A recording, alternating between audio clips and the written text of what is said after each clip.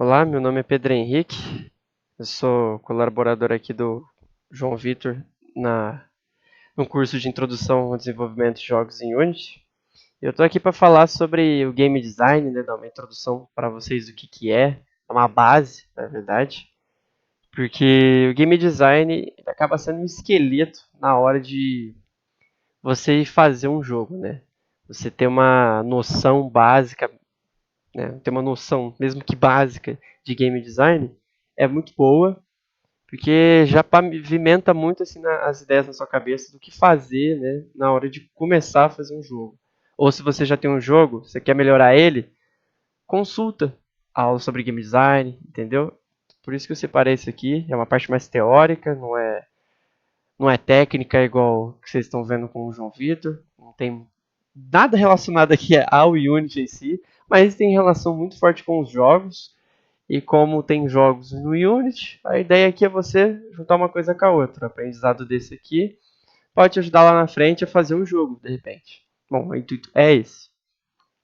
E bem, né, falando no intuito do que eu estava planejando para a gente, eu coloquei aqui os objetivos, né? Primeiramente eu coloquei a questão de definir o que é game design, porque não é só fazer joguinho, né? Se você pensa que é só fazer joguinho, você está certo. Mas eu querendo dizer que não é só a ideia de você fazer joguinho, tem coisas específicas do que você pode fazer dentro do game design, e eu separei algumas aqui, não separei todas, mas já para a gente ter uma boa ideia do que a gente pode utilizar, né, sendo um desenvolvedor de jogos, né. Coloquei aqui também alguns conceitos básicos dentro da área. E esses conceitos são assim as estruturas que a gente usa separadamente, que a gente organiza para fazer um jogo. Entendeu? Então, o engajamento, o conceito do combate, enfim.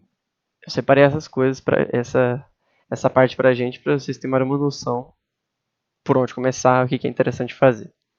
Bem, coloquei também exemplos práticos, porque eu acredito que, além de você ter uma bagagem maneira de conhecimento, né, ter bastante texto para você ler e tudo mais, é interessante você ter é, imagens, vídeos, né, algo mais visual, porque eu acho que é muito importante dentro da área do jogo, principalmente, você fazer esse paralelo na hora de aprender, que aí na hora de praticar fica mais fácil. Você já tem um exemplo assim nítido do que você pode fazer. Você pode consultar isso na hora de você fazer o seu jogo.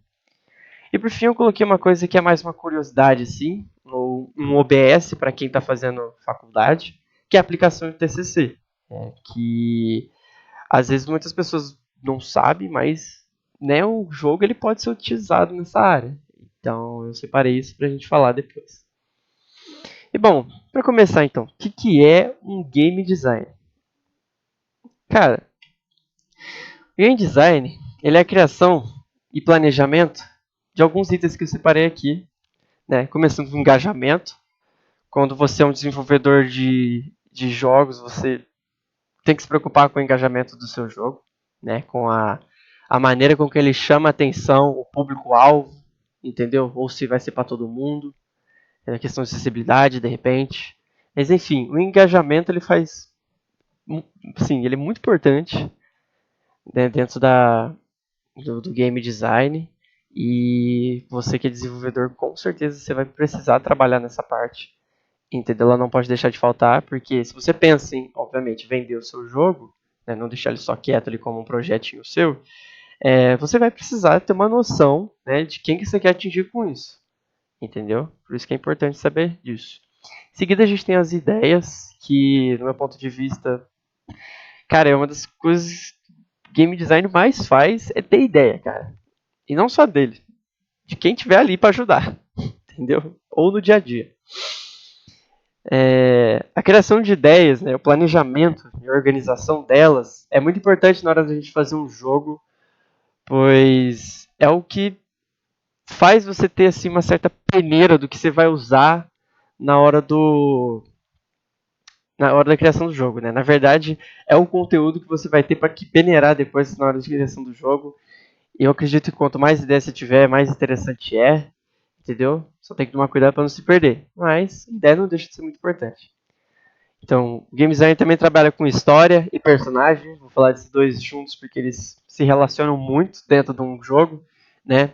A história, quando o game designer trabalha com ela, com certeza é voltada aos personagens do jogo. A criação do personagem também já pode ser pensada antes ou depois da criação da história. Então, eles estão muito relacionados entre si. E com certeza o game design trabalha com isso. Não é só questão de fazer bichinho para você dar tiro ou você fazer mapa, não. A história e o personagem está dentro do que um game design trabalha também. Em seguida a gente tem as mecânicas, né, que acredite se quiser não tem nada a ver com carro ou ferramenta, né? Às vezes você não sabe, mas as mecânicas dentro do game design são mais as ações, as interações, algumas coisas que você pode fazer dentro do jogo relacionado à interação para com um objeto ou uma pessoa, né? Ou às vezes uma ação que o seu personagem faz, entendeu? Em determinado momento da história. Enfim, mecânicas estão relacionadas às ações que tem dentro de um jogo. Em seguida a gente tem o nível. No nível a gente trabalha os mapas, aspas assim dizendo, porque o nível está dentro de um mapa. Né? Eu não coloquei a questão de mapa porque já quis relacionar os dois aqui. Quando você está dentro de um game design, está trabalhando no game design, quer dizer. O nível ele é muito importante, né, na parte de você dar cara pro seu jogo. Assim como o personagem também, mas o nível ele faz ambientação, entendeu? É onde você coloca outros personagens também. Então, com certeza é algo que não ia ficar de fora na hora de a gente aprender sobre desenvolvimento de jogo. Por fim, eu coloquei aqui o combate, né? Eu acredito que muitas pessoas aqui que já jogaram videogame sabem o quanto o combate é relevante dentro de um jogo. Às vezes você começa a jogar um jogo por causa de um combate, ou até para por causa de um combate, então ele é sim muito importante. Até porque ele faz boa parte da diversão do jogo. E o desenvolvedor de jogos, né, um game designer, ele trabalha em cima do combate também, né, na hora da criação. Então, tá dentro desses itens aqui que eu falei.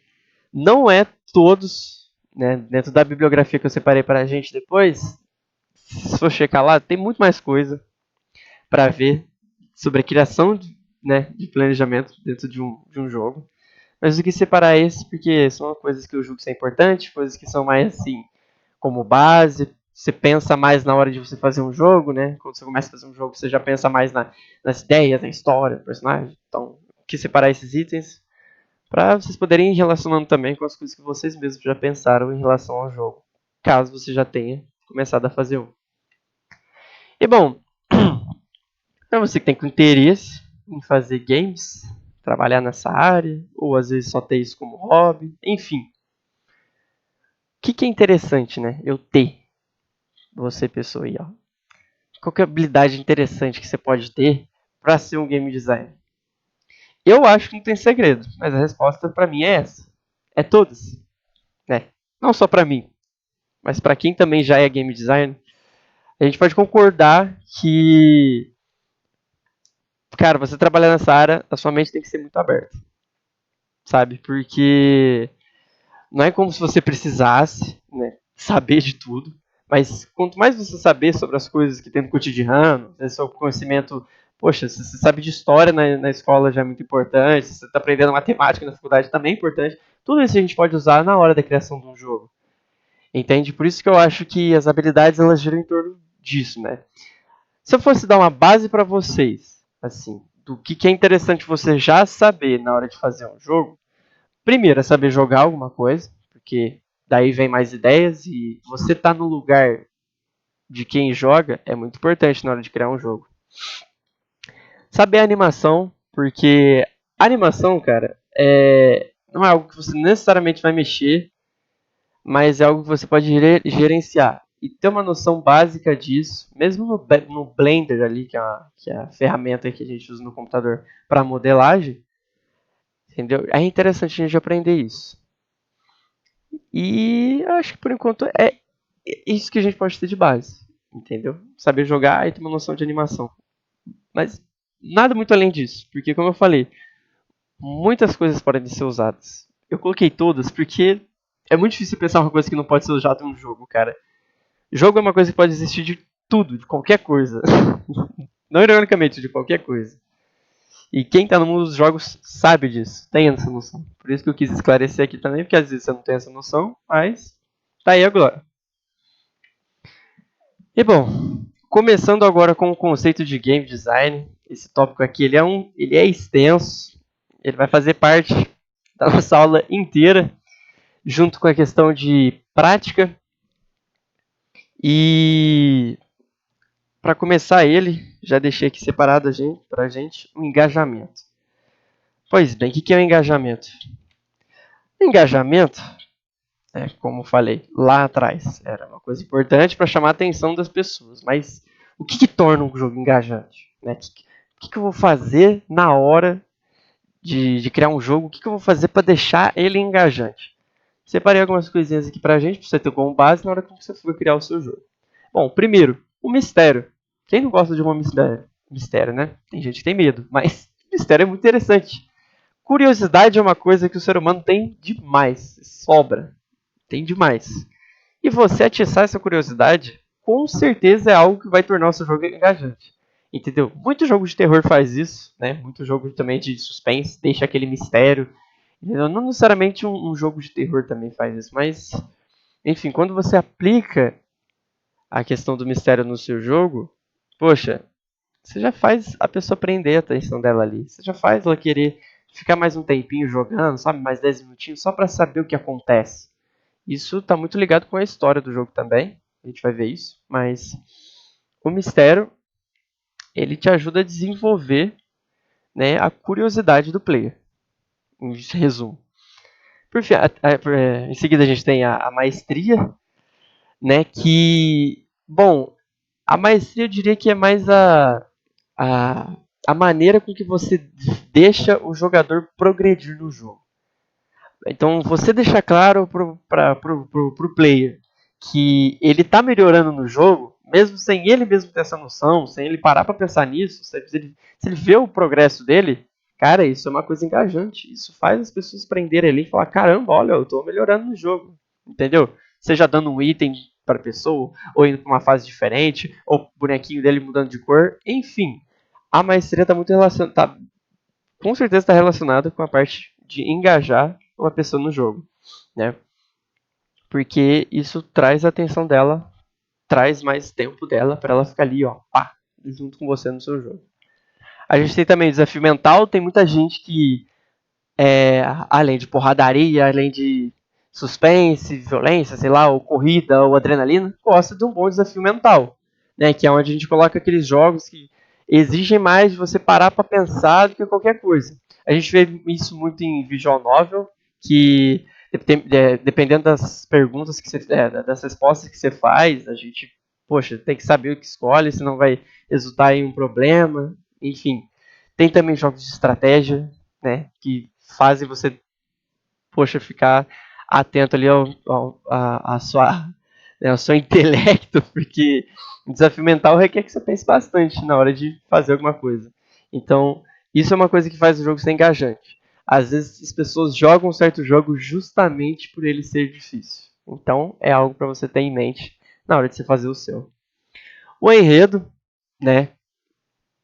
Eu gosto de dar uma atençãozinha especial pro enredo, pra história, pra narrativa sempre que aparece, porque eu acho que é o meu estilo de jogador, mas também porque é uma coisa que eu jogo, muito importante na hora de fazer um jogo, né?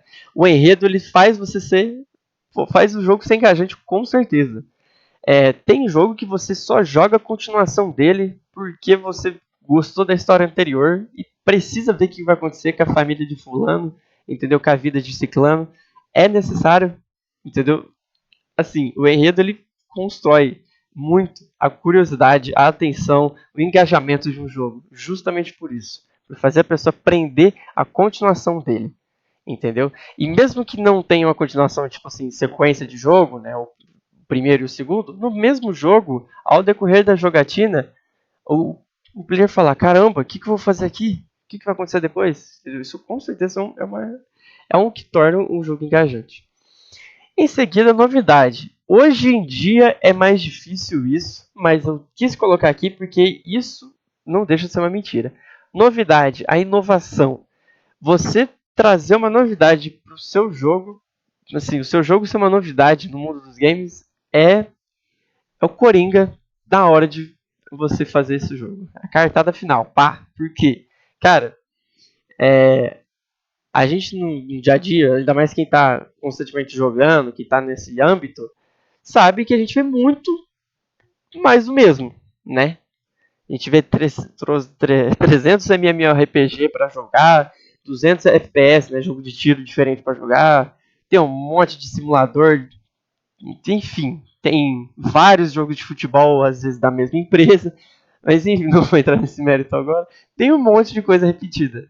Quando você chega com uma novidade, isso ganha um certo destaque. Entendeu? Dependendo do que você colocou no seu jogo, esse engajamento pode durar pouco ou muito, mas já é quase uma garantia de que ele vai ser engajante. E eu coloquei essa chave aí, ela tá ligada a uma característica que é a diversão. Cara, eu piso muito nessa tecla, que é. Eu vou tentar usar isso mais vezes ao longo da aula, que é usar a diversão como exemplo. Cara, tudo isso que eu estou falando, exemplificando, não passa de uma característica, um aspecto que a gente tem que ter na hora de fazer um jogo, pensando no quê? Na diversão de quem está jogando. Entendeu?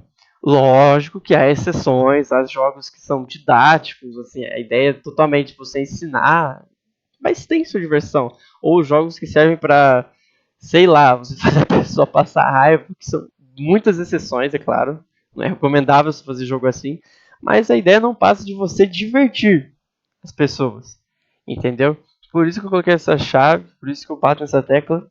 Poxa, vai fazer um jogo? Primeira coisa que você vai pensar é na diversão de quem está jogando. Se você estivesse jogando, você ia querer se divertir. Porque jogo é entretenimento. É uma arte, entendeu? Também é uma mercadoria.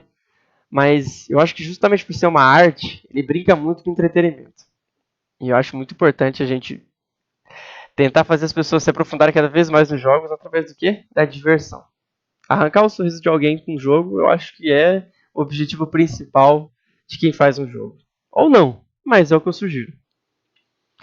E bem, vamos para a ideia. Eu separei aqui para a gente começar as ideias a frase do Michael Gondry, eu acho que é o nome. Ele citou essa frase num livro que eu deixei na bibliografia também, que é Level Up, se eu não me engano, a arte dos games. E bem, ele fala: Every good idea borders on the stupid. O que isso significa? Cara, toda boa ideia, né, toda ideia boa, ela beira a estupidez. E o que significa, cara? Ó, um jogo, cara, ele não precisa ser um negócio concreto na hora de se fazer. Não precisa ser uma ideia, sim, algo que você vê na rua e tudo mais. Cara, pode ser algo estúpido. Entendeu? E quando eu falo estúpido, é questão de ser besta, de não fazer sentido, de ser surreal.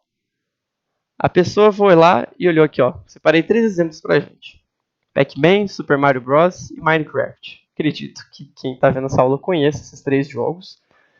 Mas se não conhece, tá aí. Eu vou explicar para vocês o que cada um deles é. A primeira ideia do jogo aqui à esquerda é um bichinho amarelo com formato de queijo que come bolinhas e fantasma. Se isso não é uma ideia mirabolante, eu não sei o que é, porque isso claramente não beira a realidade. Isso tá pra lá da estupidez. Mas a gente pode negar que foi uma boa ideia. Aqui a gente tem o Mario Bros. Você fala, mas o Mario Bros é um pouquinho mais normal. É sim, você sai pulando por cogumelos e dinossauros e plantas, enfim. Outra ideia mirabolante, né? E eu por baixo, embaixo eu coloquei Minecraft, porque é, nesse jogo muitas coisas que acontecem lá claramente não acontecem na vida real, mas não deixa de ser uma ideia que beira a estupidez, assim dizendo, né? Ela é louca, ela é mais engraçadinha das ideias, assim, não faz muito sentido. Não faz muito sentido. Só que quando a gente para pra pensar nesse abismo do que faz sentido ou não, esses 3 jogos com certeza eles vão lá pra baixo, que não faz sentido algum, tá acontecendo ali, mas ainda assim não significa que é ruim. E é o que eu vou falar aqui, né? Porque apesar de ser muito idiota essas ideias, assim, dizendo, idiota num bom termo, assim, né? De ser meio besta, ainda não deixou de ser jogos incríveis, jogos icônicos. Com certeza, algum de vocês já jogaram isso ou já ouviram falar. Porque é famoso, é uma coisa que tá no dia a dia. e foi uma boa ideia, entendeu? E sendo uma boa ideia, o que eu posso fazer para ter uma boa ideia? Primeiro é você se inspirar. A inspiração pode vir de vários lugares, né? E bom, uma das opções que a gente tem na hora de se inspirar para ter boas ideias é você ler o que você não costuma ler. Porque, bem, você pode ter ali um certo desenvolvimento dentro daquilo que você lê e tudo mais. Porém, quando você pega para ler coisas diferentes, o seu repertório aumenta. Entendeu? Você acaba pensando fora da caixa. Entendeu? E isso resulta em você fazer um jogo diferente dos outros. Porque a maioria dos jogos estão baseados em mangás, às vezes em outros jogos, ou em HQ, ou sci-fi, que é coisa de Star Wars e tudo mais. Enfim, cara, quando você está trabalhando no jogo, se você é uma pessoa que lê coisas diferentes desses gêneros que eu citei, por exemplo, olha, a chance do seu jogo ser mais interessante, mais curioso, peculiar, é muito maior. E bom, outro lugar de inspiração, cara, é o dia a dia. Caminhando na rua, indo pra escola, tomando banho. Cara, desde que seu subconsciente esteja exposto a ideias, perfeito. Você vai ter inspiração para fazer essas coisas, para pensar na ideia de um jogo. Entendeu? É onde que às vezes você tá andando na rua, você vê uma pessoa vestida de um jeito e você fala: caramba, eu posso usar essa roupa dela para fazer tal personagem. Isso acontece. Quando você tá com sua mente ali exposta às ideias, isso acontece. Quando você tá com a mente aberta, cara, vai acontecer com certeza. Na faculdade, na escola, entendeu? Poxa, com a sua família, você vai sair, vai viajar. Cara, sempre tem uma maneira de você extrair a criatividade na hora de fazer um jogo. Entendeu?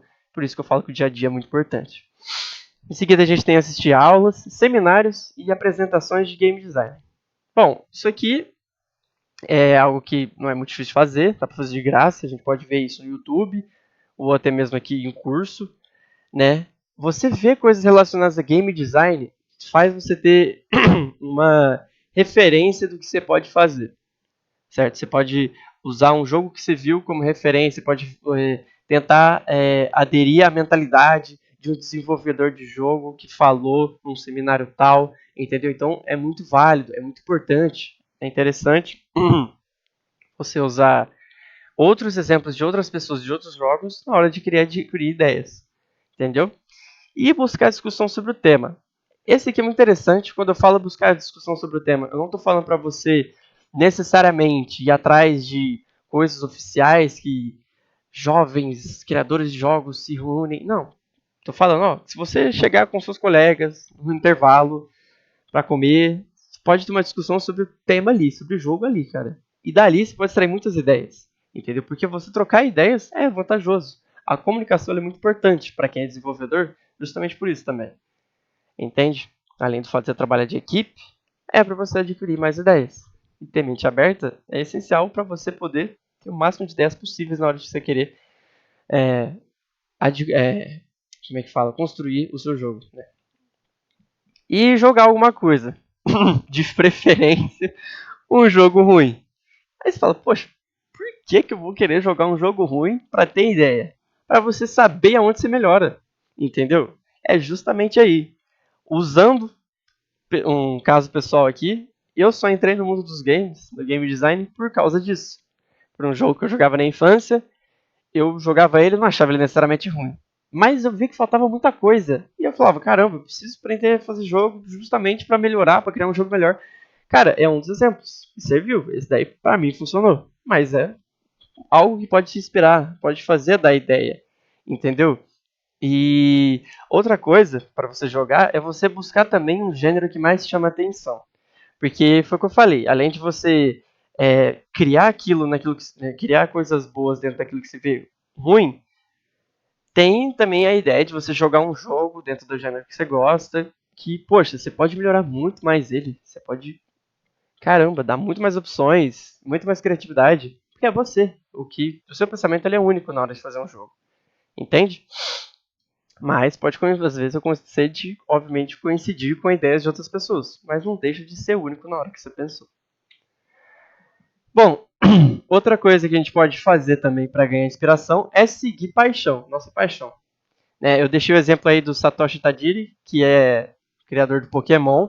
Cara, ele criou o Pokémon por causa da paixão dele por colecionar insetos. Tipo, caramba, do nada.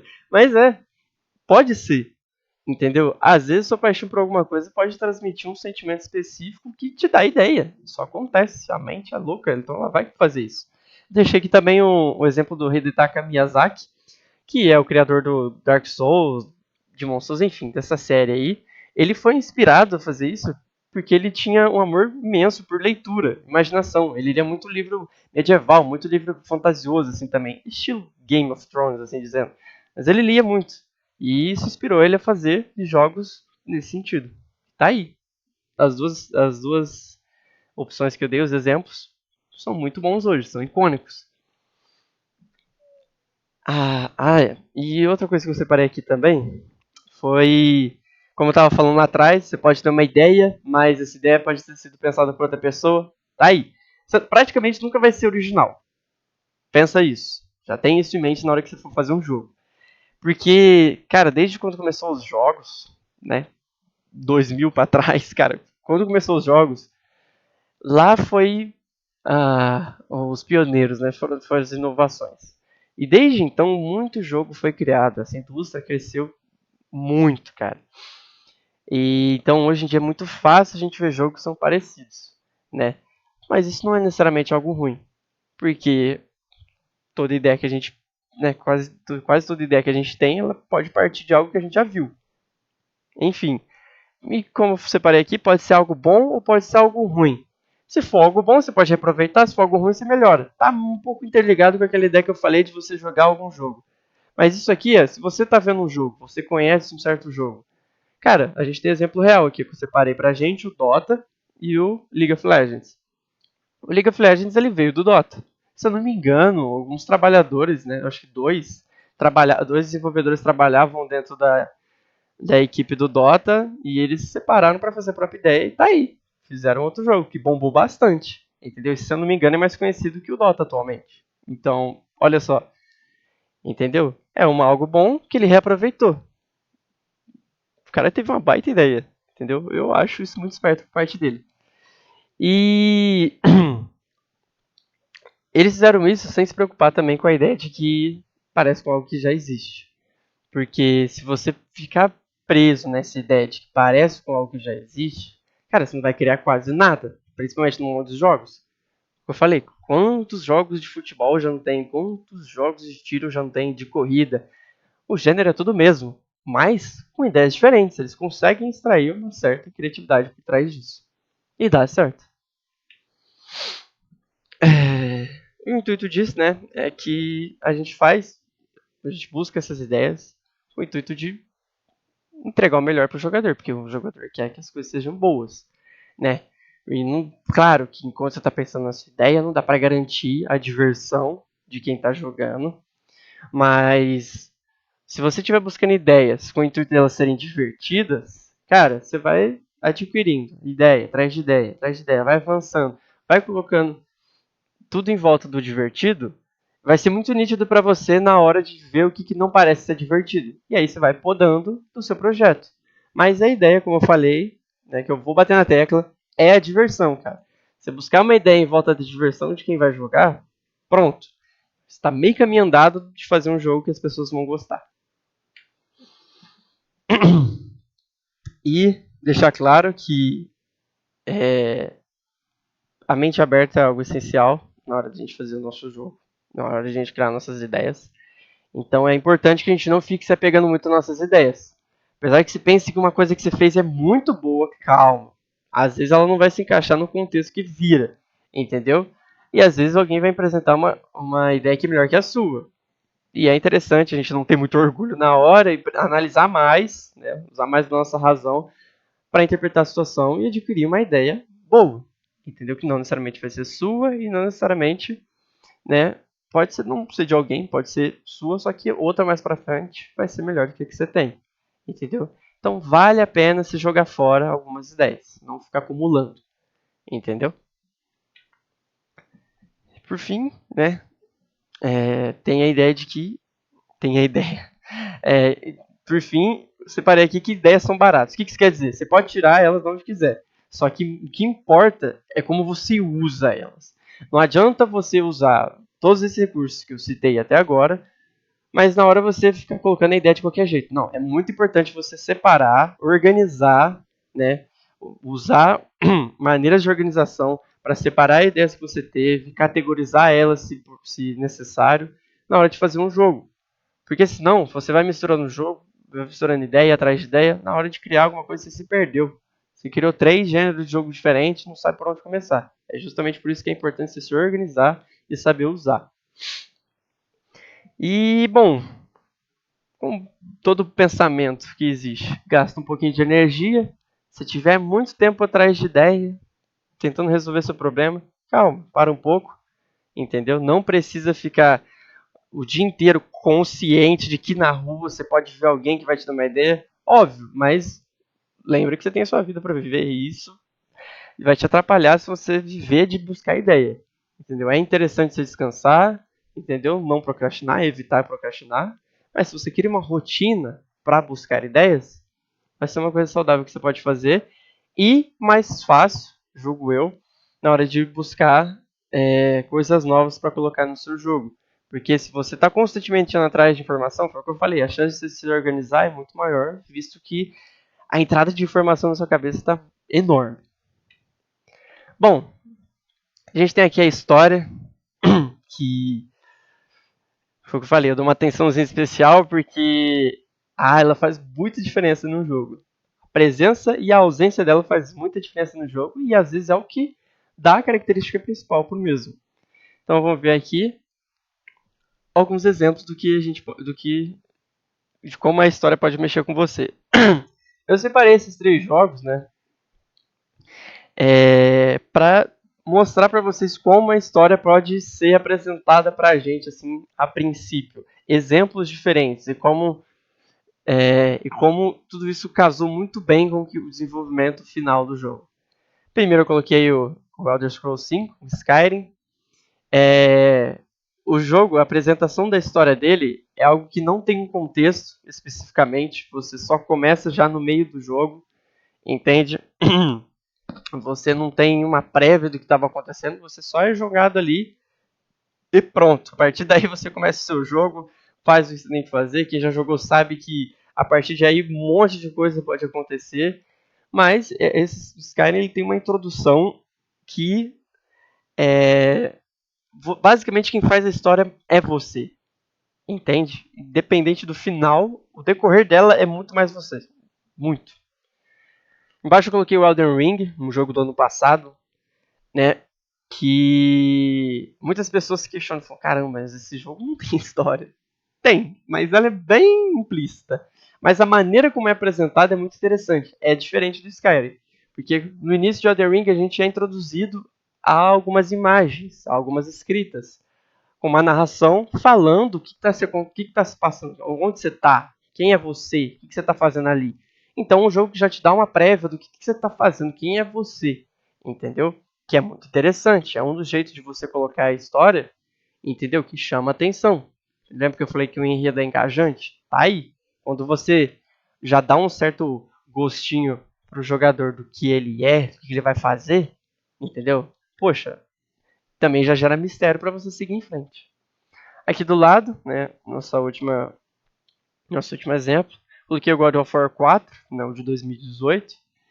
Ele é um jogo que a história dele, no jogo, na hora, não tem uma prévia, que nem o Elden Ring, não aparece nada escrito, entendeu? A gente é mais jogado numa situação que nem o Skyrim, porém, é um jogo que é uma sequência de outros jogos. E é justamente por isso que a história fica interessante. Porque você joga porque você tá afim de saber como é que é o enredo, o que vai acontecer, entendeu? Onde você tá, o personagem voltou, o personagem sumiu, enfim. Uma jornada nova, mas que te causa essa curiosidade. Você vê que eu tô sempre fazendo esse paralelo com a questão do engajante lá no começo. Porque a história motiva a pessoa a continuar a jogar, chama a atenção dela. God of War é uma opção justamente por gerar o interesse através das suas sequências e também desenrolar da história. E bom, eu separei aqui uma estrutura básica de uma história que na hora de criar eu julgo ser muito importante, que é a gente tem o H, que é o herói, e o desejo seria o aspas final do jogo. Não importa qual seja o final do jogo, mas é o desejo do herói. E bem, nesse primeiro aqui da esquerda, na parte superior, você vê que não tem nada, é uma linha reta até o desejo. Cara, é simplesmente a opção que você não vai seguir aqui, entendeu? O intuito de você fazer um jogo é justamente construir uma boa história em cima dele. E uma boa história tem os seus obstáculos, tem as suas desavenças, tem o seu combate. Tem, cara, tem o que faz o player rachar a cuca, entendeu? Se você não coloca nada até o desejo do jogo, até o desejo do jogador, no caso do herói, poxa, aí qual que é a graça? É literalmente um jogo que você anda em linha reta até o final e acabou. Há exceções, óbvio, sempre tem. Mas a ideia você tem que ter na hora de pensar um jogo, que é interessante você ter, né? Na hora de fazer um jogo, é gerar certos obstáculos, né? Coloquei aqui do lado direito, o herói tá chegando até o desejo dele, mas olha lá, tem um inimigo. E esse inimigo não precisa ser literalmente um inimigo. Coloquei isso aí para retratar, né? Que durante a sua jornada você vai ter inimigos que você vai enfrentar. Você colocar inimigos, entendeu? É importante para você gerar a sua história. É importante para aumentar o valor do desejo do herói também no final. Entende? Então você colocar uma dificuldade, ainda mais com um certo monstro, assim dizendo, é muito interessante para alimentar a curiosidade do player também, o interesse dele no jogo e seguir em frente, durar mais tempo no jogo. Bom, essas duas opções são uma seguida da outra, né? Essa aqui de baixo, começando com ela, o herói não está indo direto até o desejo, porque ele tem um obstáculo, né? Tem uma coisa impedindo ele. Um objeto mesmo, às vezes um portão, às vezes ele tem que ir para outro planeta, às vezes ele tem que ir para outro país, às vezes ele tem que abrir uma porta, sabe? Enfim, isso é para representar que o herói ele precisa ir até um objeto, o objeto vai oferecer para ele a resposta, e aí, com a resposta, com o discernimento, sei lá, seja uma chave, seja um item que ele precisa, ele vai chegar até o desejo dele. Então é isso que eu retratei. Esses exemplos que eu separei pra gente é para vocês terem uma noção besta, mas uma introdução, né, que é importante na hora de você criar um jogo. Evite muito fazer um jogo que você só vai em linha reta ali e pá, chegou no final. Não, coloca um obstáculo, coloca um puzzle, né, que são os desafios, a gente vai ver mais pra frente também. É interessante ter isso, para chamar mais atenção do jogo, dar mais valor para ele também, e mais valor para o desejo do herói, no final a recompensa, para você se divertir mais também, né? Eu acho que você só andar até aquilo que você deseja, pelo menos no jogo, não é muito divertido, não é muito interessante, entendeu? Bem, jogos são uma mídia interativa, né? É uma mídia que interage com quem está jogando, entendeu? Você está constantemente vendo o que está acontecendo na história, né? E eu separei a frase aqui. Se o jogo é a carne, a história ela é o sal, entendeu? Ela é o sal do jogo. Se você coloca o suficiente, ela dá o sabor. Se você coloca em excesso, você vai arruinar tudo.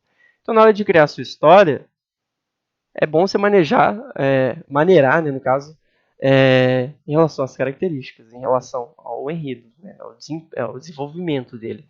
Às vezes ele está indo muito rápido, às vezes está indo muito devagar, a quantidade que ele está indo. E aí tomar cuidado com isso, entendeu? Uma história otimizada é muito melhor do que uma história boa e otimizada é muito melhor do que uma história grande, comprida, que demora, que é cansativa. Então, na hora de fazer um jogo é muito interessante você tentar fazer os pontos sempre fazerem sentido, as coisas se conectarem, entendeu? Então, dentro da história, dentro da sua narrativa que tem também junto com a história, os acontecimentos fazerem sentido para no final, entendeu? A recompensa, por exemplo, ter tudo a ver com o que você passou. Então, é bom a gente mediar a quantidade né, de características, de aspectos que a gente coloca dentro da história. Bom, tem jogo com história e tem a sua exceção, que são jogos que não possuem história, mas nem por isso deixaram de ser jogos bons. Eu separei aqui 3 exemplos, que são Tetris, o Pac-Man e o Candy Crush. Um desses daí eu tenho certeza que a mãe de vocês é profissional, toda mãe é, Candy Crush. Entendeu? Minha avó também. Muito boa, manja muito Candy Crush. Não sei porquê, não tem história, mas você vê que é um jogo famoso. Você conhece esse jogo, com quase certeza. Enfim, se não conhece, está conhecendo agora. Temos o Pac-Man, outro clássico, já citei ele anteriormente, no Tetris. São jogos que não possuem uma história, mas não necessariamente eles precisam de uma história. Por quê? Porque a ideia é que, mesmo se eles não tenham história, desde que eles tenham uma narrativa, né, já organiza o que está acontecendo. Ele possui uma ordem de eventos. E isso é muito importante na hora de a gente fazer um jogo. Você saber o que está acontecendo, você deixar claro para o player aonde ele está indo, o que ele tem que fazer, até aonde ele tem que ir, o que ele vai enfrentar. Se você deixar isso em ordem, deixar uma bagunça, cara, a pessoa vai saber o que fazer, entendeu? Então é mais questão de narrativa do que a história, quando não tem assim uma história explícita. Mas mesmo jogos que possuem história, a narrativa também é muito importante para definir a história. Bom, porque o jogo, né, ele pode gerar infinitas narrativas, como eu coloquei aí, e isso significa que a qualquer momento dentro do jogo, sendo ele com história ou sem história, você pode fazer aparecer vários acontecimentos dentro de uma mesma situação, né? E com isso, eu acho que é mais ou menos sua obrigação, seu dever, né? Você deixar todas essas narrativas diferentes divertidas, essas opções. Tudo aquilo que aparecer para o player, tenta deixar isso divertido. Pode ser desafiador, pode deixar alguém passar raiva, mas a ideia ainda assim é ser divertida mais que tudo. Também batendo na tecla de novo, ser divertido. E isso agora na parte da narrativa. E bem, eu separei uma coisa aqui muito interessante. Com certeza vocês vão se identificar se vocês jogam, mas quem não joga também consegue ter uma noção. Em relação aqui à história, a gente tem três tipos de jogadores. A gente tem aquele que aproveita a história conforme ela vai acontecendo, né? Tem aqueles que gostam de se aprofundar na história e tem aqueles que não estão nem aí, né? Então, o primeiro é um jogo que vai aparecendo para você, conforme ele aparece, você se interessa pela história. O segundo, poxa, quero saber detalhes sobre o personagem que eu estou jogando, tal, qual que é o nome daquele, quando ele nasceu, eu quero saber o signo do vilão, entendeu? Tem gente que faz isso. Uma opção. Terceira, tem gente que não tá nem aí, né? Tem que ter em mente que vai ter player que não vai estar nem aí porque você construiu. Ele quer ir matar gente, ele quer ir descobrir mistérios, sei lá do que, mas ele vai passar por cima da sua história. E bom, exemplos disso, né? É, de que passa por cima de tudo, é muito jogo de tiro, costuma ser assim, né? A gente quer dar um tiro em alguém e sai correndo. A história tá ali, mas dane-se, dá pra avançar na história? Dá. Então vamos. E bem, eu separei aqui, né, sobre esses três jogadores, eu separei aqui um exemplo para cada um. O que a gente pode fazer para satisfazer essas pessoas, né? O primeiro, né, que é uma pessoa que gosta da história, não, que passa a gostar dela conforme ela aparece, é interessante a gente focar em contar a história através da gameplay, né? Quando eu falo isso é que uma própria Visual Novel, por exemplo. Visual Novel é aquele jogo onde tem personagens, não tem muita animação, é mais diálogo atrás de diálogo, você tem que clicar nas opções de conversa, entendeu? Você tem uma rotina para fazer. Jogos assim mostram a história através da gameplay. Isso é muito interessante para uma pessoa que às vezes pega gosto no jogo justamente porque é o que a história está oferecendo. Em seguida a gente tem adicionar conteúdo extra, esse é para quem gosta de dar profundidade ao jogo, né? Tem muito jogo que, mesmo já tendo a história principal dele, dado momento ele dá recursos, dá caminho diferente, que conta às vezes sobre o passado de alguém, passado de um país do jogo, não sei. Pode fazer isso. Isso chama muita atenção de quem gosta de profundidade no jogo. E a terceira opção é acelerar ou pular os diálogos. Por quê? Tem muita gente que, como eu falei, não tá nem aí pra história, né? Não tá nem aí pra criação. Mas se você disponibiliza a ideia de você poder pular isso, acabou. Você fez o dia de quem tá ali e a história às vezes atrapalha essa pessoa. Não, ela só vai estar ali e ela vai fazer o que ela tem que fazer. Pronto. Isso é muito bom. Separei aqui alguns exemplos pra gente, né? O primeiro é o Life is Strange, que é da esquerda. Ele é em relação a, como eu falei, um jogo que você vê a história conforme a gameplay. Life is Strange, quem conhece já sabe, mas quem não conhece, vou dar uma resumida. É um jogo que você não é uma visual novel, mas é um jogo que você controla os personagens. Você controla uma personagem e ela é mais de conversar do que fazer ação. Essas conversas fazem diferença nos diálogos, entendeu? E conforme vai acontecendo o jogo, você vai ganhando informação sobre as pessoas, você vai criando um certo afeto por elas, entendeu? E é onde que qualquer coisa que acontece, isso te comove, isso te deixa feliz, isso te deixa triste, com raiva. Isso é um jogo para quem gosta de ganhar, ver a história conforme ele é apresentado. O segundo jogo aqui do canto, eu coloquei, é o Baldur's Gate 3, um jogo desse ano, inclusive. Ele é um jogo muito bom para quem gosta de profundidade, porque a partir do momento que você começa o jogo, você já tem informações sobre o seu personagem, você já tem informação por seus companheiros de viagem, sobre seus inimigos, no sentido onde você consegue ver alguns deles até o peso, o tamanho deles, a força, entendeu? O nome especificamente deles, entendeu? Então é um jogo que para quem gosta de profundidade, meu amigo, isso aí vai longe, entendeu? É um exemplo de jogo nesse sentido. E o terceiro jogo que eu coloquei é o Genshin Impact, que é um jogo para quem você quer pular tudo, tem opção. A comunidade fala que não é muito interessante essa opção, mas não deixa de ter uma opção. A gente não pode negar isso dentro do game design, que foi uma tentativa, é uma opção de você fazer isso. Por exemplo, é um jogo que, conforme a gente está jogando ele apresenta um desenvolvimento, né? Tipo, na história dele. Tem diálogos, tem combate, só que na parte do diálogo costuma ser demorado. Então eles fazem o quê? Colocam a opção de você poder pular esse diálogo. Perfeito. Isso daí ajuda quem não tá nem aí pra história, só quer seguir em frente. Quem joga sabe, eu vou falar isso muito porque é um jeito de mostrar exemplo, mas quem não jogou tem a noção disso. Você tá querendo lutar logo, mas tem 30 diálogos pra você aparecer lá. Você tem que ler todos, ia ser muito ruim. Então a opção de pular é para aqueles que não querem nem saber a história. Uma coisa que alimenta muito a história também, dá muita relevância, é você dar importante à morte. Dar importância à morte. O que significa, Pedro? Significa que determinados personagens é muito interessante você dar um interesse a eles, dar um destaque, dar uma importância, dar uma relevância deles pro nosso personagem, às vezes, o personagem principal, ou às vezes o próprio personagem principal, e no final eles acabam morrendo. Então é interessante você construir bem o personagem antes de matar. Porque não tem muito sentido você na história morre um personagem, ele simplesmente desaparece e você nem dá diferença. Entendeu? Isso acaba não tendo relevância na própria história que você criou, no próprio enredo. Não faz o menor sentido.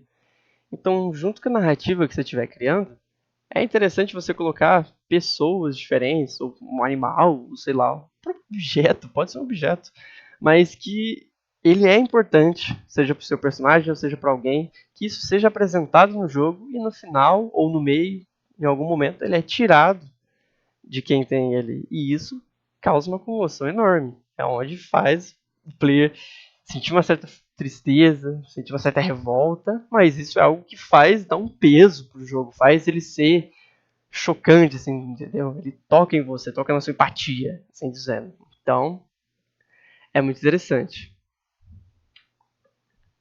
E bem, essa parte aqui eu deixaria mais na parte de personagens, mas eu deixei para colocar.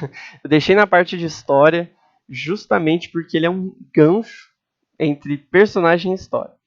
A criação de nomes marcantes, cara, e descritivos. Quando você está lá desenvolvendo o seu jogo, é interessante você pensar que caso ele tenha uma certa repercussão, ou entre as pessoas que jogam ele, elas vão se comunicar e vão citar coisas sobre o jogo. E quando você cria um personagem, cara, o nome dele diz muito sobre ele. Entendeu? Eu separei aqui 3 opções que, cara, você, sendo no mundo dos jogos ou não, você já ouviu falar desse nome. Porque é um nome marcante, um nome que pegou, ficou famoso rápido. E alguns deles são até descritivos.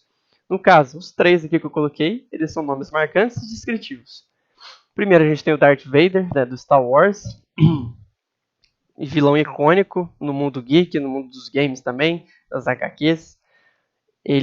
O nome dele além de ser muito marcante, é descritivo, justamente porque faz jus à história que tem dentro do universo do Star Wars, entendeu? É relacionado ao que ele passou.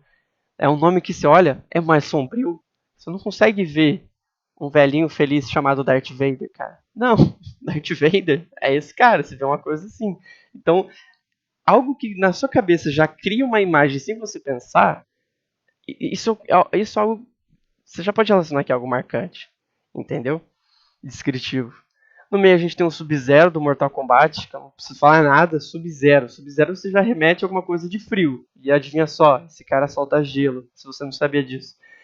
E é justamente. É um nome marcante, um nome fácil, já teve até música no Brasil que estourou, quando eu era moleque, que é do Sub-Zero, porque é um nome que marca, é um nome fácil de falar, entendeu? E ele é descritivo com o personagem. Na direita a gente tem o Kratos, o God of War, é mais diferente o nome dele, mas não deixa de ser marcante e descritivo. Tem uma certa imponência por trás do nome Kratos. Você não vê uma pessoa fraquinha, você vê uma pessoa mais forte, diferente, e é descritivo porque é um nome que passa mais um grego, assim dizendo. E adivinha só, ele é grego.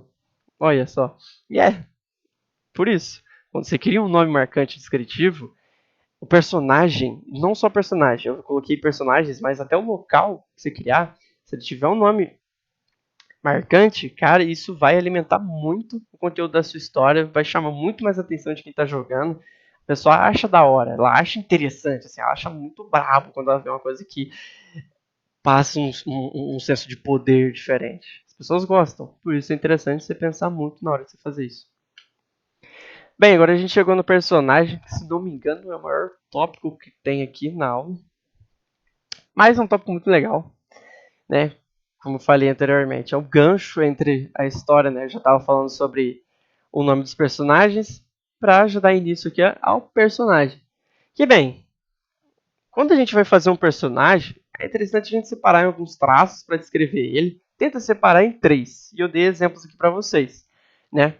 Eu dei de exemplo o Mario, o Sonic e o próprio Kratos da imagem anterior aí, né? O Mario é esse aqui do nosso lado, muita gente já conhece, famoso no mundo dos games. A cor dele, a silhueta, o jeito que ele é, a personalidade dele, transmite muita ideia. Uma pessoa corajosa, saltitante, até literalmente saltitante, e feliz. Eu acho que ele não está triste nessa imagem. Então, você vê que quando o desenvolvedor cria o personagem, ele pensa nessas coisas, justamente para ele saber o que vai transmitir para quem está jogando. Isso é, cara, de suma importância na hora de criar o personagem. A gente tem o Sonic aqui também, que a aparência dele, assim, a personalidade dele já mostra alguém que parece mais agitado, mais rápido, uma pessoa mais maneira, estilosa, entendeu? E parece uma cara de irritante, uma pessoa mais irritável das ideias. Não sei, mas passa. É difícil você negar isso a princípio, entendeu? Quando você vai fazer um personagem, se você separar três personalidades para ele, vai ser muito mais fácil para você desenvolver depois, com mais precisão, quem ele é, o que ele faz, onde ele vai, entendeu? Qual que vai ser a importância dele na história. Eu acho que é importante separar. Por isso que eu acho interessante, né? A gente separar três traços de personalidade para escrever o herói. O personagem, no caso. Por fim, a gente tem o Kratos, né? Como eu falei, a postura dele passa uma imponência, passa uma seriedade, passa uma brutalidade, né? E é algo que você olha e você fala, realmente, esse cara ele não planta flor no dia a dia. Não é um jardineiro. Não, é um cara brabo. É um cara brabo, bruto, sério, violento. Você olha pra isso, você olha pra ele, a personalidade dele passa isso. Porque na hora que o cara foi desenvolver, com certeza ele separou alguns traços e entre eles estava a agressividade, estava a imponência, etc. E bem, deixa eu só checar um negócio. Não, tá certo. E bem, uma coisa que eu acho muito legal também, e que também está presente na criação de personagem, então, uma certa técnica assim, que é usada no game design, na criação de jogos, mas vocês vão ver que não só no de jogos, que é a forma. A forma, ela segue a função, né? Então, quando você faz um personagem que ele é muito assim construído em volta de círculos, assim dizendo, você concorda que a que o personagem ele gira mais em torno de uma superfície, assim dizendo, algo mais, como eu posso dizer, redondo, circular, é um personagem amigável, não passa certa agressividade. Obviamente há exceções. Eu sempre vou falar aqui que há exceções, porque sempre tem que ter exceções. Às vezes a exceção é a inovação. Tem que lembrar disso. Mas, em volta de quem tem um personagem circular, cara, a ideia é que ele é uma pessoa amigável. Personagens quadrados, personagens mais quadradões, já passa a ideia de carrancudo ou forte, né? E tem exceção ali que eu coloquei que é burro. Quando uma pessoa é muito grandona, quadradona, ela passa uma ideia de ser mais lerdo, de ser mais leso, não tem muito raciocínio e tudo mais, não necessariamente burro, mas é uma pessoa mais desligada, entendeu? Mas também depende do tamanho do quadrado. E, bem, daqui a pouco vocês vão ver o exemplo do quadrado. E aqui a gente tem triângulo, pontado para baixo, né? No corpo, quando a gente tem uma representação disso, que é um personagem que tem um triângulo no corpo pontado para baixo, é um personagem que representa um herói, assim dizendo. É mais raro de acontecer isso. Quando você para pensar, mais difícil, mas existe. E quando é um triângulo apontado na cabeça para baixo, né? Personagem que apresenta mais algo sinistro, assim dizendo. E bem, depois dessas descrições, separei aqui os exemplos pra gente. Olha lá. Coloquei aqui o Mordekaiser, que é um personagem que tem no jogo League of Legends. Esse cara é um quadrado. Por mais que ele tenha muitas pontas na aparência dele, ele é um quadrado. Olha o tamanho dele. Entendeu? Ele parece ser grande. Isso daí não parece ser pequeno. Tipo, você olha, você já fala, isso aí é grande. E a aparência dele não transmite a ideia de uma pessoa bobona, entendeu? É mais a ideia de uma pessoa forte. Então, por isso que ele encaixa na questão do quadrado. No meio a gente tem o Reaper, do Overwatch. Né? A cara dele, cara, encaixa certinho no triângulo. Tava fazendo isso, eu fiquei impressionado. A cara dele encaixou certinho no triângulo. E aí realmente parece uma aparência mais sinistra. Entendeu? Não é um quadrado, não aparece mais alguém robusto ou algo do tipo. Entendeu? O triângulo predomina nele. Entendeu? É a questão da aparência dele ali na cabeça, como eu falei no slide anterior, apresenta uma pessoa sinistra. Você pode usar de exemplo também o Darth Vader. Darth Vader também é uma pessoa que é muito mais sinistro, entendeu? Enfim. Por último, a gente tem o Zenyatta, que também é um personagem do Overwatch, né, do jogo chamado Overwatch. E ele tá, você vê que ele é um personagem que passa a ideia de amigável. Tem muitas esferas, ele brinca muito com o suave, ele brinca muito com a ideia de circular. Não tem ponta no corpo dele, sabe? Não tem muito a ideia de agressividade. Você olha pra ele e fala, nossa, que cara tranquilo, farei um café pra ele. Mas é, porque ele é amigável. Ele passa essa ideia e ele realmente é. Entendeu? Claramente tem as exceções. Tem muito personagem que é amigável a princípio, mas no final acaba não sendo. Você pode construir isso. Mas a ideia principal é você dar uma base para a pessoa, pelo menos, ter essa sensação na hora que ela vai jogar o jogo. Ela saber mais ou menos qual é a do personagem. É muito interessante como você deixa isso à mostra para quem está jogando. E bem, uma coisa que é importante também é a silhueta, né? Quando a silhueta é muito distinta, né, isso acaba pegando muito na personalidade do personagem, né? Como eu separei aqui três personalidades principais, né, dos personagens, né? E elas brincam em torno de uma pessoa engraçada, heróica ou badass, né? Uma pessoa muito da hora, entendeu? Muito interessante, uma pessoa que chama muita atenção, que ela não perde nada, entendeu? É isso, entendeu? Eu separei esses três porque quando você brinca com a silhueta do personagem, a pessoa também já tem uma noção sem ver tudo do personagem. Entendeu? Eu separei aqui no canto Pokémon.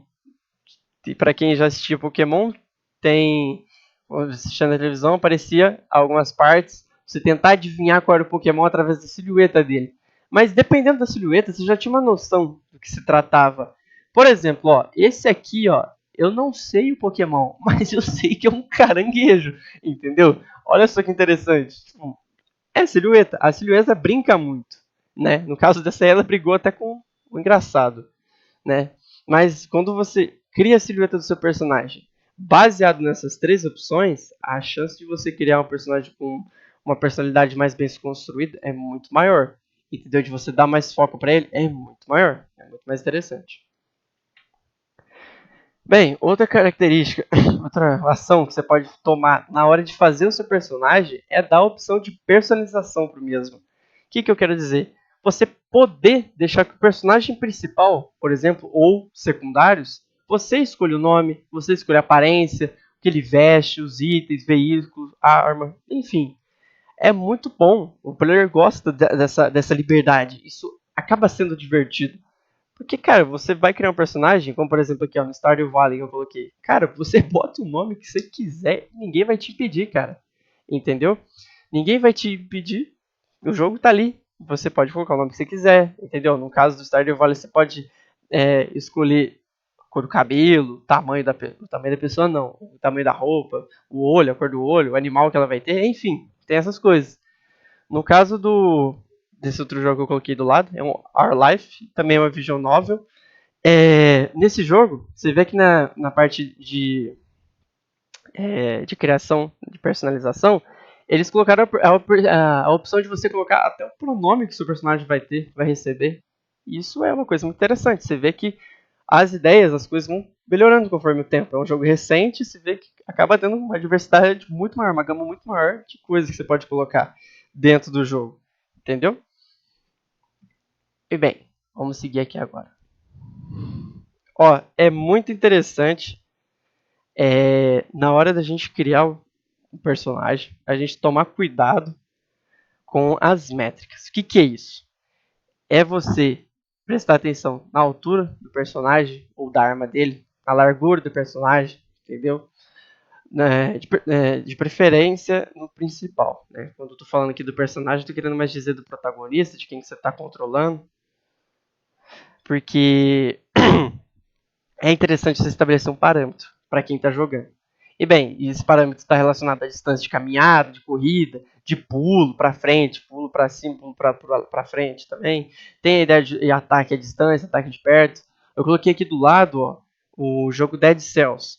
Cara, você consegue ver até onde o golpe vai, entendeu? Porque eles trabalharam nisso, eles te deram a noção, né? Eles te deram a métrica. Você sabe os limites, você consegue estabelecer parâmetros para quem está assistindo, entendeu? Então, isso aqui foi uma sacada genial, foi muito bem colocada. Você vê os ataques dos personagens, você vê a cor diferente deles. A gente vai falar um pouco ainda sobre a questão de cores aí e tudo mais. Mas aqui eu estou querendo mostrar para vocês que quando você apresenta para quem está jogando, para o protagonista, uma referência assim, de como ele ataca, de como ele se mexe, quando você mostra o limite para ele, você deixa o player mais confortável, porque ele tem uma noção do que ele pode fazer ou não, entendeu? E isso é muito bom. Isso acaba sendo divertido também, porque às vezes um personagem ele vê que ele pode fazer tal coisa, então ele tem uma criatividade, o personagem não, o player ele vê que ele pode fazer tal coisa, então ele tem uma criatividade diferente na hora de tal missão, por exemplo. E bem, uma coisa que eu separei aqui pra gente esse OBS aqui, que é andar não é uma jogabilidade. Vou falar de novo. Há exceções, entendeu? Por exemplo, um jogo que chama Shadow of the Colossus. Quem conhece o jogo vai saber do que eu estou falando. É um jogo que você anda mais do que tudo. Só que, ao mesmo jeito que você anda muito, a recompensa é gigante, entendeu? Os inimigos são gigantescos, entendeu? Então você vê que é uma coisa relativa à outra. Entendeu? Eles não fizeram totalmente o que eu acabei de falar, que é não deixar o bicho ficar só andando, né? Porque não é interessante você deixar o personagem andando pra lá e pra cá, entendeu? Por mais que seja legal o ambiente, por mais que seja interessante o nível que você tá, a música do lugar, cara, se você ficar só andando, cara, se o jogo for só andar, não tem um propósito. A gente volta pra parte da história lá que eu tava falando em que não tem muito sentido você colocar o herói indo de linha reta pro desejo dele. Isso aí brinca muito com essa parte. Enfim, é isso que é interessante você colocar obstáculos no caminho, né? As mecânicas, já vou falar, mas aqui eu já adiantei um pouco mais, como por exemplo, de você rolar, seu personagem poder sair rolando por aí, ou pular, entendeu? E isso ser algo que faça ele andar mais rápido, ou algo que ele pode chegar em lugares inalcançáveis, entendeu? Cortar caminho. Isso é muito interessante para você não deixar o personagem só pulando. Tem um certo desafio ali envolvido. E bem, é legal você estabelecer a velocidade do seu jogo. Cara, o desempenho da jornada. Entendeu? Decidir o passo dele. Vai ser rápido ou vai ser lento? E a mecânica do jogo, ainda vou falar sobre ela, deve acompanhar isso, tá bom? E bem, ó, eu coloquei esses dois exemplos, o Sonic aqui na esquerda.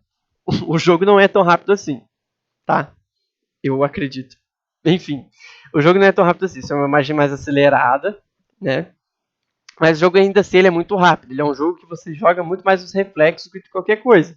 Entendeu? Porque é um jogo que você tá num lado, você tem que chegar no outro com vários obstáculos. Caindo com um inimigo, você tem que correr, tem que sair rolando, tem que pular, tem que girar, tem que fazer um monte de coisa. E o jogo é muito rápido. Ele é mais dinâmico, ele é mais adrenalina. Entendeu? Na direita, a gente tem um jogo que foi lançado faz tempo já, mas ele foi refeito, né? Esse ano, que é o Resident Evil 4 Remake. É um jogo famoso também no mundo dos games. Você pode ver que em relação ao Sonic, cara, olha a diferença. Entendeu? É uma parte do jogo que o cara ele lida com um inimigo ali, entendeu? E sai andando de boa. Só que o correndo do personagem do Resident Evil é muito diferente do personagem do Sonic. É interessante então você saber qual passo você vai querer no seu jogo, como que vai ser o ritmo dele, entendeu? E bem, uma coisa que é muito legal você fazer, colocar na hora de você criar o seu personagem, é definir as animações de idle dele. O que é idle? É animação ociosa. Que é quando o personagem está parado, né? Eu coloquei aqui também a opção de você colocar a opção de, por exemplo, você colocar animação para quando ele estiver desequilibrado, ou pendurado em alguma coisa, ou caindo, não importa. Desde que você faça com que os status dos personagens sejam refletidos através das animações. Entendeu? Por exemplo, eu coloquei aqui, ó, na esquerda a gente tem a Judy, que é uma personagem do Street Fighter. Cara, ela tá numa posição ansiosa. Mas ela não tá parada, literalmente. Ela tá com a mão na cintura, tá mexendo, tá com o pezinho balançando. Isso é muito legal. Isso dá uma característica pro seu personagem. Isso dá um traço para ele. Entendeu? De personalidade. Isso mostra que o personagem, cara, olha o jeito dele que ele fica parado. Entendeu? Já pra eu pensar como você fica parado na vida real? Cada pessoa fica de um jeito. Tem gente que fica encostado em coisas, tem gente que fica de braço cruzado. É muito legal quando você reflete isso no jogo. Entendeu? Aqui na direita eu coloquei um exemplo de animação do Bloodborne, que você consegue perceber quando o inimigo perde o equilíbrio dele. Uma hora ele está em pé, indo te bater, e no outro ele se ajoelha no chão e toma um golpe. Entendeu? Então é claro, você deixar claro isso na animação, né, pro personagem, você deixar bem expressivo o que está acontecendo, é muito importante na hora de você criar o personagem. Entendeu? Isso dá personalidade para ele, entendeu? Isso faz chamar mais atenção, faz você criar mais interesse pelo que está rolando ali, você fica, né, mais animado. Enfim, gera muito mais emoção quando você deixa mais expressivo assim o que está acontecendo em relação ao personagem. E bem, uma coisa que não é lei, é uma opção, mas que é muito legal quando tem também, e é legal também quando não tem, é companheiro. É você ter um personagem, às vezes que outro amigo seu pode jogar com você, controlando ele, ou um player que é ou um personagem que é um NPC, né, que não é um personagem jogável. Ele é alguém que vai te auxiliar e que foi programado para estar ali naquela fase e tudo mais. Enfim. Personagens secundários, né, ou companheiros, eles requerem assim, uma certa quantidade, assim, uma quantia de trabalho, até porque eles têm que aparecer no momento deles, fazer tem que fazer a personalidade deles também, tem que corresponder a eles, entendeu? Eles têm que e é interessante quando eles complementam o personagem principal, porque quando você faz um companheiro que não faz sentido algum estar ali com você, cara, isso perde meio o fio da meada até da história do jogo, entendeu? Então, você vê que cada detalhe que a gente mexe nas estruturas que eu já citei mais para cima da aula, mais para trás no caso, entendeu? Que é justamente isso, né? A questão da história, o engajamento, entendeu? Então é interessante você pensar muito na hora de você fazer um, um companheiro, na hora no companheiro do seu player, né? Porque ele faz bastante diferença durante a gameplay, entendeu? E dependendo da funcionalidade do mesmo, ele impacta muito nas mecânicas e na história do jogo. Sem dúvida. Coloquei aqui de exemplo a própria Ashley, que é do Resident Evil 4. Eu já citei aqui o Resident Evil 4 agora há pouco. A Ashley é uma personagem que está com a gente boa parte do jogo. E ela complementa muito bem o protagonista. Entendeu? É onde que muitas missões precisam dela, muitos lugares para você chegar precisam dessa personagem, entendeu? É onde que na hora do combate ela pode auxiliar também. Então, são companheiros que vão estar ali com você, que podem te ajudar em muitos sentidos, eles fazem sentido de estar ali também. Chegamos nas mecânicas. E bom, como eu falei, mecânica não tem nada a ver com carro aqui. A gente não vai mexer com ferramenta, fica de boa, você não vai ter que desembolsar grana nenhuma com isso. Mas aqui a mecânica é outra coisa, que é as ações que a gente toma dentro do jogo, né? Como eu havia falado. E o que é um exemplo disso? Cara, os objetos, né, que a gente tem no jogo, a partir do momento que eles são interagíveis, assim, a partir do momento que a gente pode interagir com eles, cara, é muito bom. Simplesmente é divertido. É útil. É agradável para quem está jogando. Entendeu? Quando você faz um objeto ter uma certa jogabilidade ali em cima, tipo algo que você pode subir em cima, algo que você pode puxar, algo que você pode empurrar, cara, é muito legal. E quando eu coloquei aqui de opção, quando você combina ela com o nível que você tá e com inimigos interessantes, cara, olha, você faz uma combinação muito legal. Quem tá jogando fala, caramba, eu não acredito que isso aconteceu comigo. É curioso, de certa forma, é cativante, mexe com a emoção de quem tá jogando. Entendeu? A pessoa pode ficar com raiva, pode ficar feliz, não importa, não importa. Pode sentir muitas coisas na hora. E isso é um exemplo. Eu coloquei aqui embaixo o Dark Souls 3, que no GIF aí o personagem, o jogador, ele ia puxar simplesmente uma alavanca para puxar um elevador. Cara, isso é uma mecânica. A alavanca, o elevador. Só que simultaneamente tinha um inimigo perto dele, entendeu? E olha só, o inimigo utilizou da própria ferramenta que ele estava usando, da própria mecânica dele, que era subir o elevador, para voltar e atacar ele.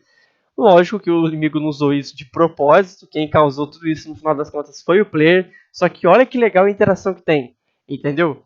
É uma das várias opções que a gente tem nesse jogo, por exemplo, entendeu? Isso é muito interessante. Então você pensar nesse lado das mecânicas vai alimentar muito o seu jogo. E bem, como eu estava falando, exemplo de mecânica é abrir e fechar a porta, é bloco de empurrar, entendeu? É botão e alavanca, é chão escorregadio, é esteira, é plataforma móvel. Cara, todas as opções que eu coloquei e mais um monte de coisa pode ser um exemplo do que é uma mecânica no jogo. É tudo que você pode interagir com o jogo. Não necessariamente armas, porque isso já são equipamentos dos personagens, por exemplo. Mas, quem sabe? Entendeu? Às vezes tem um botão que você aperta e explode uma bomba. Cara, isso é exemplo de mecânica. Cada jogo tem uma mecânica. São interações que a gente tem com o ambiente, com o personagem, que refletem, às vezes, em alguma coisa que acontece até mesmo na própria história. Mas, com certeza, isso faz parte da narrativa. E é muito interessante você pensar em colocar coisas do tipo. Vou dar um exemplo aqui. Quem aqui já jogou, por exemplo, GTA? Cara, GTA é um jogo muito famoso, né? Os GTAs mais antigos tinha menos a opção, né? Era mais, como eu falei, era mais restrito a ideia de você entrar em determinadas casas, entendeu? Cara, nos GTAs mais atuais, você pode abrir umas portas, cara, que você nem sabia que podia, entendeu? Às vezes uma conveniência que não dava para abrir no jogo anterior, você podia, você pode entrar, interagir, entendeu? Então, isso mexe com quem está jogando. Quem joga percebe essas diferenças. Quem joga critica isso, quem joga, mano, gosta e não gosta disso. Só que isso não deixa de ser um diferencial na hora da gente criar o nosso jogo. A maioria das pessoas acham muito legal quando elas têm a liberdade de fazer o que elas quiserem no jogo. Entendeu? Por isso o GTA ficou muito famoso. Bem, além de ter as mecânicas, né, dentro das mecânicas a gente tem uma coisa que a gente chama de hazard. De certa forma, perigo. Que basicamente são as armadilhas do jogo. Né? Pode ser abismo com espinho, pode ser bloco esmagador, lança-chama, barril explosivo, pode ser piso falso, pode ser um monte de coisa. Coloquei aqui de exemplo o Fall Guys, né? O player enganou as pessoas ali, como aquele piso era falso, ele só foi para outro lugar que ele sabia que era bonzinho aqui, ó. E todo mundo caiu no buraco. Cara, esse buraco aí é um hazard, tá? Isso foi feito para ferrar uma pessoa de propósito. Isso existe. Por quê? faz parte do desafio. Qual seria o ponto de todos esses jogadores que estão jogando o jogo ficar parados em cima dos blocos esperando nada acontecer? Entendeu?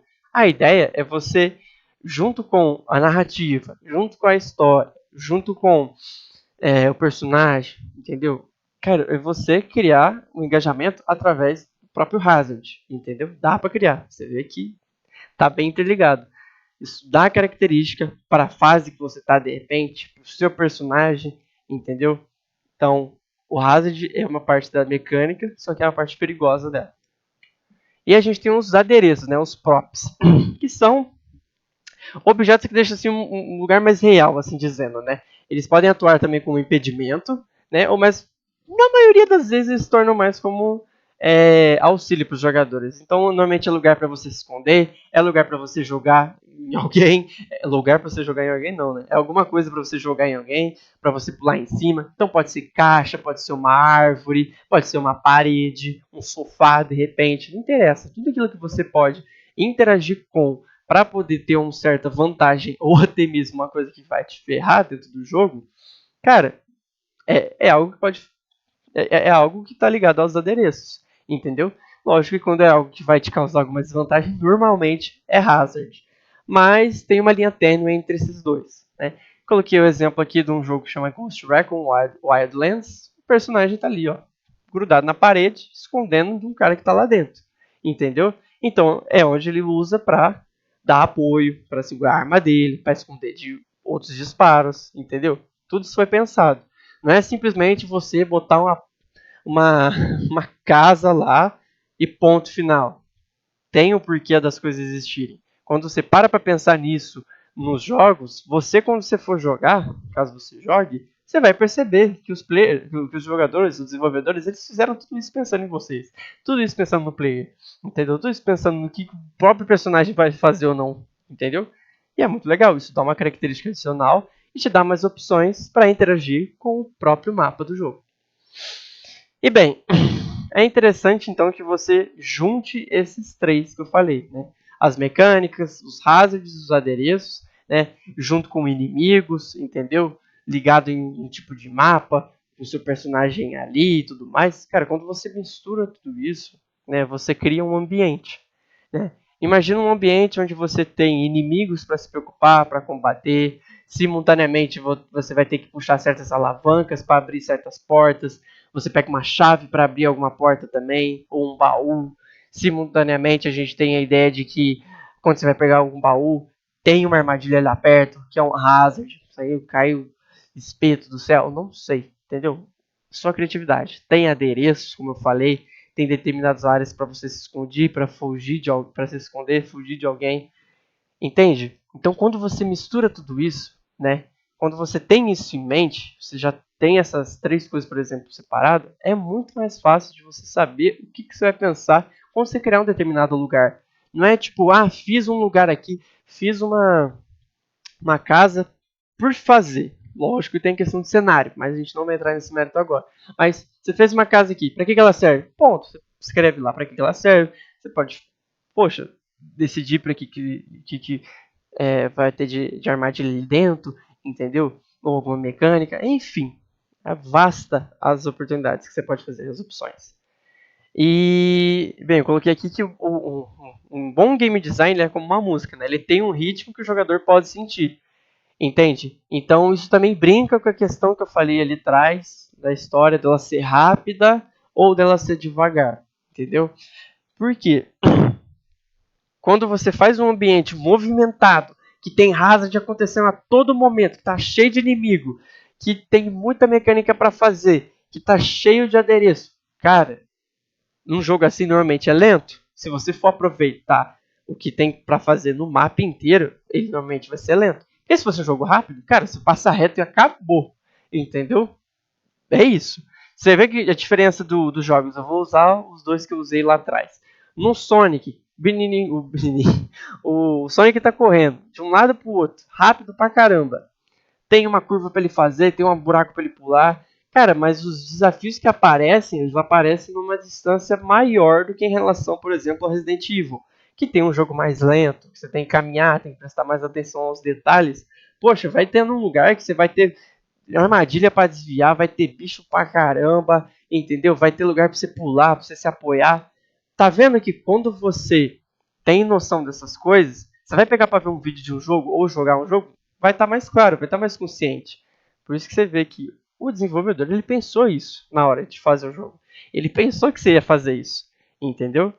E bem, para finalizar aqui essa parte aqui da mecânica, das mecânicas, a gente tem os famosos puzzles, né? Que são criados a partir da mistura de mecânica com hazard com adereço. Com hazard com adereço. Bem, o que são os puzzles, né?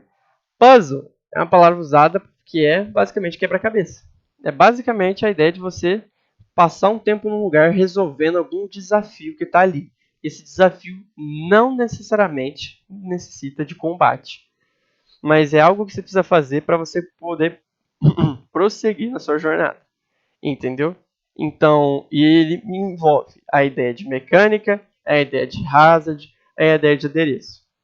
Mas é bom lembrar que não necessariamente você ter essas três características unidas, né, mecânica, hazard e adereço, não necessariamente significa que você tem um puzzle. Não, um puzzle é feito por isso, mas essas características juntas não necessariamente serão um puzzle, beleza?